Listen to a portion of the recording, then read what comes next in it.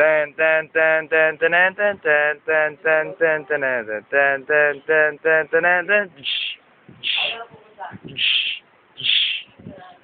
Magandang hapon po mga kaibigan. Ang cameraman po natin ay Shervin. Ako po yun. Papakilala po muna ako. Ako po si Lim Charles ng College of Engineering. Ayos po ba yun? At ngayon po makikilala po natin ang mga NBB boys. At sisimulan po natin yan dito. Sunod po tayo. Okay, una ko pong i-introduce sa inyo ang chick boy po ng bayan, Romeo. Ano po masasabi?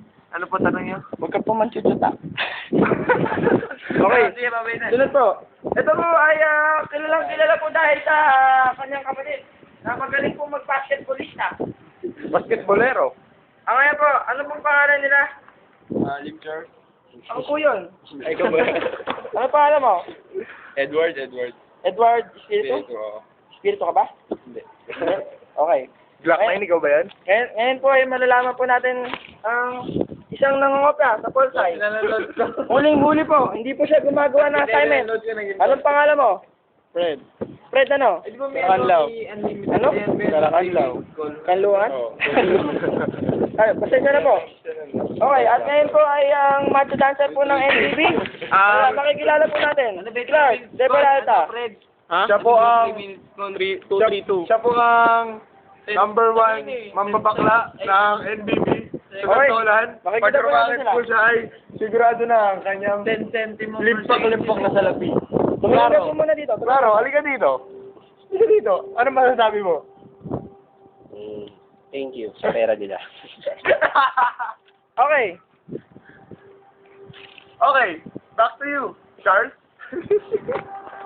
Ngayon po ay pupunta po tayo sa kwarto nila Ives para malaman kung anong ginagawa nila. Come on, mga kapuso. Takbong balos, takbong balos, takbong balos, takbong balos, takbong balos, takbong balos, takbong balos, takbong Okay, balos. ngayon po ay titignan po natin kung anong ginagawa nila.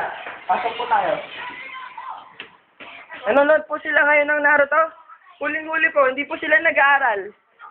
Ngayon po, nakita niyo po, ang sarap po ng pwesto niya. Sino to? Ang pangalan Kokoro. niya po ay Kokoro. Ano masasabi mo? Bakit hindi ka nag-aaral? Kapag ka na? Wala siyang palang sa buhay niya. Balik ka tayo dun. Sige, tara. Takbong balos, takbong balos, takbong balos, dali. Ayan mo, takbong balos.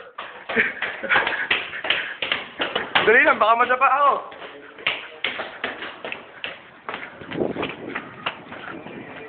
Okay mga kapuso, yan po ang nangyayari sa amin ngayong hapon, February 27 ng 2008. Salamat po.